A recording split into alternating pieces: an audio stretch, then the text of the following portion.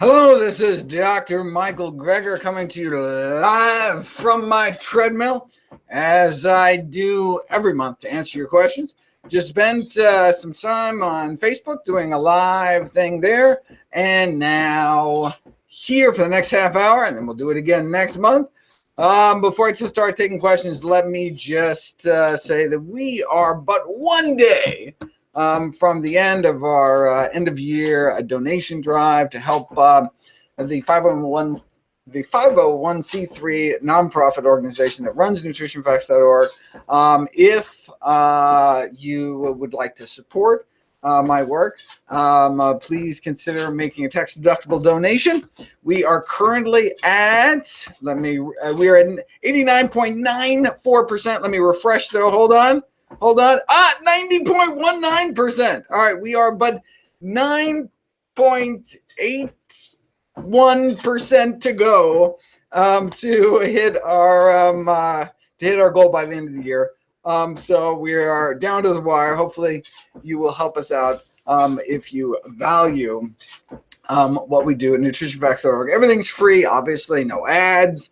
No corporate sponsorship, strictly non-commercial, not selling anything. Just put it up as a public service. It's a labor of love as a tribute to my grandmother, who is the reason that I do what I do. All right, let us get to questions here. All right, where are we? Here we go. All right, questions are pouring in. I'll start with the top. Oliver Hawk. I asked, what's the function of the appendix? A biology teacher told me it used to be for heavy plant digestion, but due to switch to an omnivore, it kind of lost its function. That is a good question. We are not actually sure what the appendix is for, but it is packed with immune tissue, lymphoid tissue, and so we think it may have something to do with immune function. But certainly Burkitt, Dennis Burkitt, the famous, one of our most famous medical figures of the last century, for which Burkitt's lymphoma is named after. He's also well known for his fiber theory, where he talked about the role fiber may play in preventing some of the chronic diseases that were plaguing the Western world, but were missing from the missionary hospitals that he spent a lot of time from in sub-Saharan Africa, where he didn't find these epidemics of heart disease and obesity and diabetes and colon cancer and on down the list. And appendicitis was actually one on those lists, and thinks that if in cases of appendicitis, you often find what's called a FACLM, a little stone of compacted feces blocking the entrance or the exit to the appendix, and that's thought to cause the inflammation. And so if we so maybe that's the reason why people eat high fiber diets, who have more, softer, larger stool, less constipation, have lower rates of appendicitis. Oh yeah, who knows? I actually have a video coming up on fasting as a treatment for appendicitis for people that don't want to go into surgery. Not something I would recommend, but an interesting case report as part of my long extended fasting series. But that's enough on appendix. Thank you for your question. It's probably not Oliver, probably Olivier. Sorry about that. Asa Gears, just says thanks. Olivier also says nearsightedness is less sun to blame for our nearsightedness. Is there foods that may help with myopia? It's a good question. I never looked into it. Maybe because I couldn't see. No. Why is nearsightedness increasing? I don't know. Good question. If you go to PubMed.gov, the database, the largest medical library in the world, and type in the myopia, which is the kind of technical name for nearsightedness, and diet, maybe you'll find something, and I'll do a video about it. All right. Olivier was ready to go with all his questions as soon as the thing started. Smart person. Next question was kissing girlfriend causes irritation, dry skin, pimples. Due to his stubbles. Idea of a treatment or prevention. It's called shaving. Maybe And two more questions from Olivier. Do you have a database showing which paper? Which papers you evaluated, and tag them with various tags. I mean, I do have a database of all the. Let's see how big. I mean, these are just the papers collected for 2017, which let's see. There are. The database is 61.61 gigs, 75,177 PDFs. But they are tagged, but they're categorized not by industry bias, but by subject matter. And finally, Olivier says, can't find much on whole food plant-based diet and cystic fibrosis in the literature. What do you think? I only think what the literature says. If there's nothing in the literature, then I've got no opinion. In fact, I have no opinion about stuff in the literature. It's just in the literature or it's not. Though I haven't done specifically a search for cystic fibrosis in diet, if anyone does find anything, I would love to offer my advice on that. Not my advice, just presenting the data in hopes that it might help somebody. Chloe says, maybe you can get me to talk about intermittent fasting. Interesting third person there. I'd love to talk about intermittent fasting. I just haven't finished all my research on it, so that's why I hesitate to talk. But there's a huge boatload of data, and looking forward to doing lots of videos about it. Chana asks, isn't Chana like Indian for chickpea? I don't know. Maybe that's just, I don't know. Well, what a great name. Can you get all the omegas you need just with plant foods such as flax and chia, right? There are two essential fats, omega-3s, omega-6s.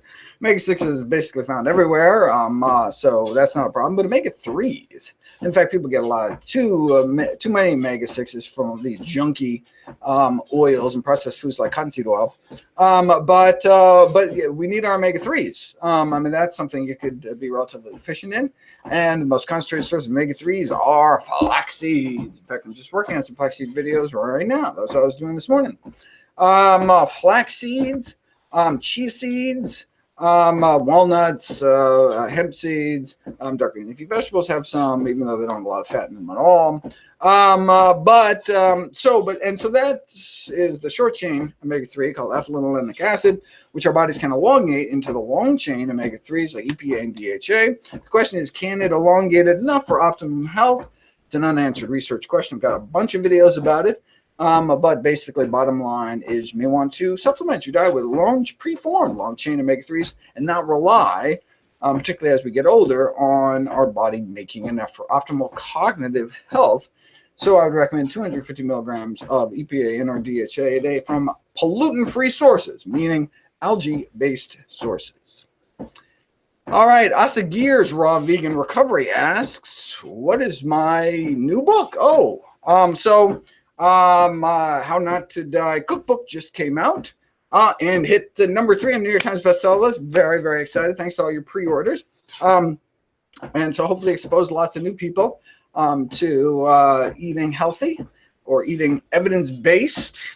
But my next book, which I'm going to start writing in March and currently buffering out enough videos to be able to take off a year to write it, is going to be on obesity, called How Not to Diet, and looking very much forward to sitting down and working on that. But it's just a massive project. I think there's 80,000 articles a year on obesity alone, and so that's a lot. And so every day that goes by, I get farther and farther behind. So looking forward to jumping on that. But I've got to do all the videos first. How can we come up with this new compelling content all the time, new videos and articles every day? It's because we have literally hundreds of volunteers, but we also have over a dozen paid staff.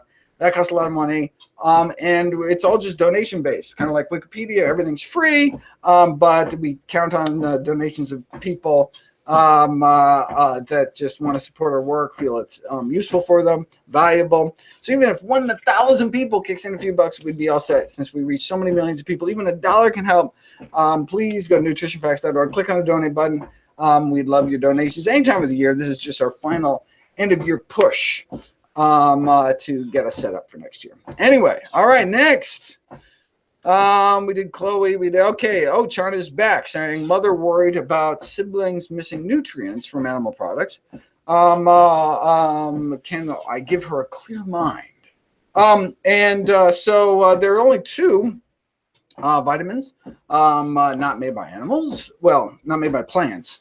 One's vitamin D made by animals, such as yourself, when you walk outside and get enough sun. At this time of the year, though, and high enough in the northern hemisphere, the sun's rays are at such an angle that it may not be making enough vitamin D. So I'd encourage 2,000 international units of vitamin D a day, regardless of what you eat. And the other vitamin not made by plants is vitamin B12, not made by animals either, made by little microbes that blanket the earth. We may have been able to get all the B12 we need drinking out of a mountain stream or well water or something, but now we chlorinate our water supply, kill off any bacteria, so we don't get a lot of B12 in our water anymore. Don't get a lot of cholera either. That's a good thing. We live in such a nice sanitary world. But it's critically important to anyone eating a plant-based diet to get a regular, reliable source of vitamin B12. Our fellow great apes get all the B12 they need eating bugs, dirt, and feces. I prefer supplements. So 2,500 micrograms of cyanoacrylate balm, the cheapest form of vitamin B12 once a week, costs less than $5 a year. Get all the B12 you need. There you go. All right. Julia asks, what foods are best for the brain? How can I best keep my brain healthy? Berries for the win. There was, this famous Harvard nurses study found that berry eaters, it's just a few servings a week of blueberries or strawberries, though women eating berries compared to non-berry eaters or infrequent berry eaters had a delay, their cognitive function was 2.5 years younger. So they kind of delayed brain aging by 2.5 years. And that was an observational study, though. So it's possible maybe berry eaters were just healthier in other ways that weren't controlled for. That's why we'd like interventional studies. And indeed, berries have been put to the test. The original studies, there's all these studies done on rats. But the first human study was done, I believe it was like 5-6 cups of wild blueberries a day. It was a pilot study. They just wanted to see, look, can any amount of blueberries actually improve cognitive health? And it did. And it was a randomized control study. You can give people powdered blueberries versus fake blueberry powder that looks like blueberries, has the same number of calories and everything, but actually doesn't have anything blueberry in it. That's how you can do randomized placebo-controlled trials with berries. But then finally, and that's why I have a new video coming out about the until now video of what about kind of doable levels of blueberries. So they did 1 cup of blueberries a day and got significant improvements in various dimensions of cognitive function among older adults, and works for kids too. A really remarkable study. How much was it? I forget how many blueberries it was, but they gave kids not like 8 weeks of a cup a day of blueberries, but a single meal of blueberries got significant boost in cognitive function. So like that's what you feed your kids on the morning they have their exams. But literally within hours of consumption, we think the polyphenol phytonutrients actually go through the blood-brain barrier and can get into our brain, have all sorts of wonderful things. So eat berries for your brain. All right, and lots of other stuff. I've got a whole chapter on brain disease in How Not to Die. All proceeds from all the sales of my books go to charity, of course. All right, Linda got my new cookbook. Yes, let me know what you think, Linda. Chana is back. How much vitamin D? Oh, talked about that. 2,000 international units a day. Asa Gears is back. Is Miso healthy? Miso healthy? Yes. Yes, miso is a whole soy food, and despite its high sodium content, is not associated with stomach cancer or high blood pressure as normally high sodium foods would be. So yes, it's healthy, and that's actually what we use in the cookbook to make things salty and savory. We use Miso, use a whole food. Every single ingredient of every single recipe in the How Not to Die cookbook is health promoting. It's a whole plant food, a green light food. All right, Deborah, what diet do I recommend for cats? You need to ask a veterinarian. I am a veterinarian, but a very restricted one, knowing only one species.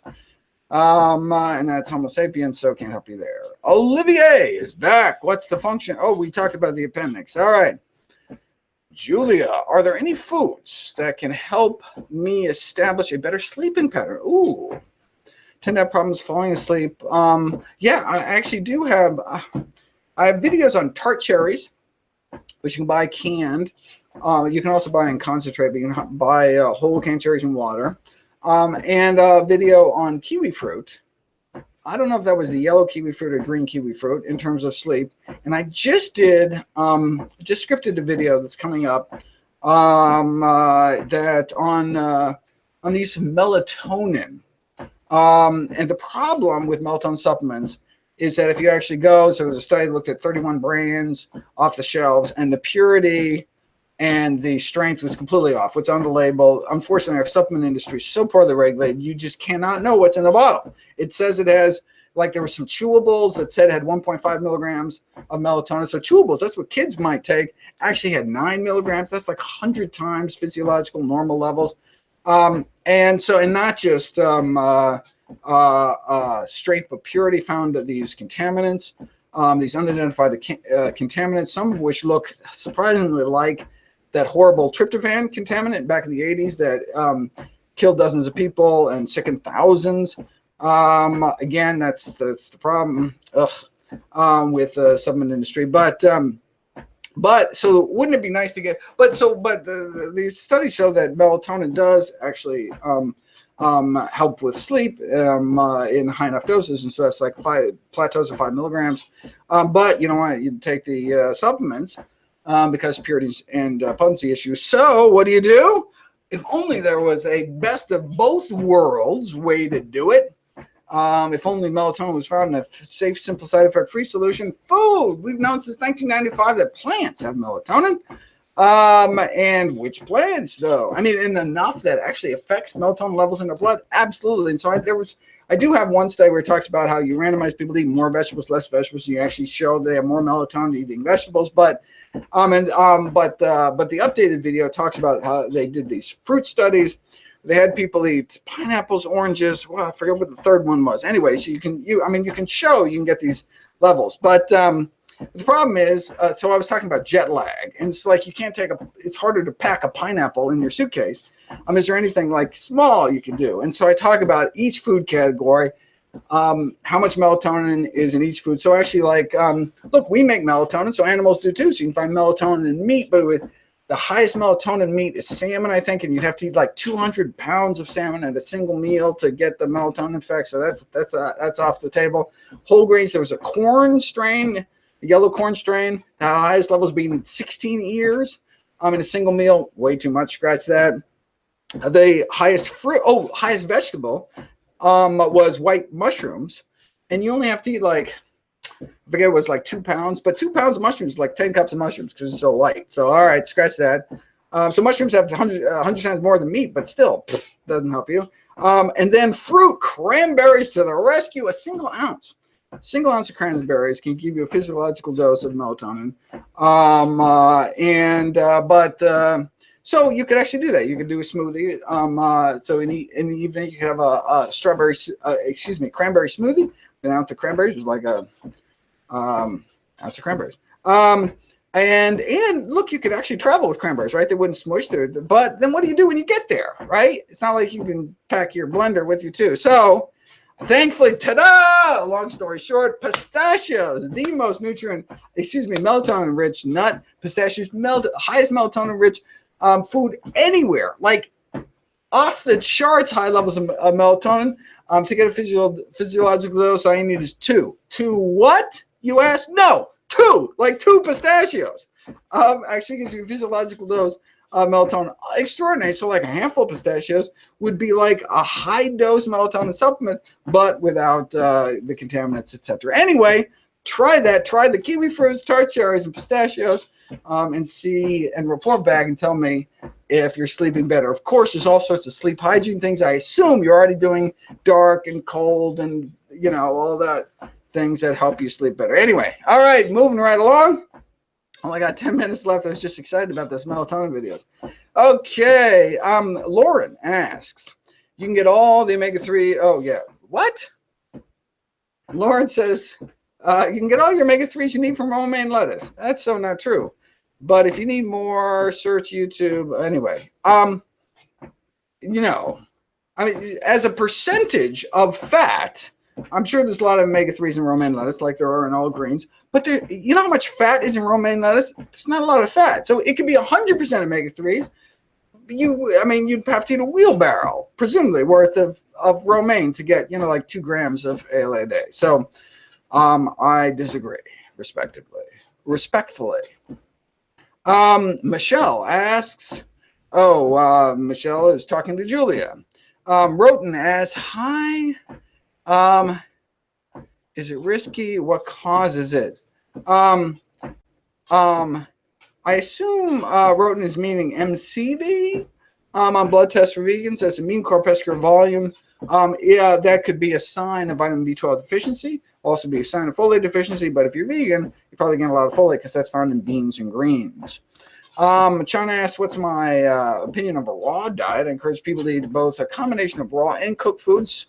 Cooking actually improves nutrition of some vegetables because it's not what you eat. It's what you absorb. And so you can, you know, quadruple the amount of beta carotene in your bloodstream eating cooked carrots compared to raw carrots, and improves lycopene bioavailability and the red pigment in tomatoes. So processed tomato products are actually healthier than raw tomato products, and on down the list. But the raw foodists have it right that we should all sit down to big salads every day. But, you know, I'd put the, you know, legumes and some, you know, beans, canned beans and nuts and seeds and delicious. Okay. And if anyone, for whatever reason, really does want to eat 100% raw, which I wouldn't recommend, but if you do, you need to get a book called Becoming Raw by Brenda Davis of Santa Molina. You could do it healthy. It just takes a lot of work. Julie asks, if I eat something salty, but I have it with kale, would the harmful effects of the sodium be counteracted by the healthier components of the meal? Ooh.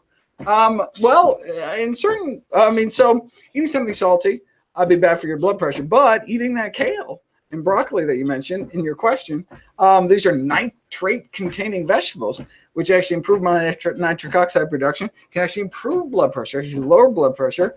So yeah, it would actually counteract that negative effect. But guess what? But then you kind of cancel things out. I mean, don't you want to eat stuff that actually improves your health, not just is neutral for your health? That's why I would encourage you to eat the kale without the salt. If you want something salty, ideally we don't want to add salt in the kitchen or the dining room table. We don't want to eat processed foods, which is where most of the salt comes from. And so ideally we want to get our taste buds away from the hypersalty palate. Everything tastes like cardboard for a few days, but eventually all of a sudden natural foods just taste super, like you eat some celery and you're like, oh my God, it's so salty. And so that's ideally, but if you don't want to try changing your palate, which would be the ideal method, just like, with like non-toxic sweeteners like erythritol, non-toxic, yeah, but maintains that high sweet palate. And so if you're out and about vacationing or something without erythritol, you'll be tempted to eat sweets. Same thing with salt. Yeah, at home, you could use healthy, salty things like miso, but it would maintain that high salt palate. And then you're out running around without miso, you might be tempted by those airline pretzels or something. But if you don't care about your palate, then so miso would be the only kind of high sodium whole food source that is not associated with gastric cancer or hypertension, the two things that we worry about with high sodium consumption.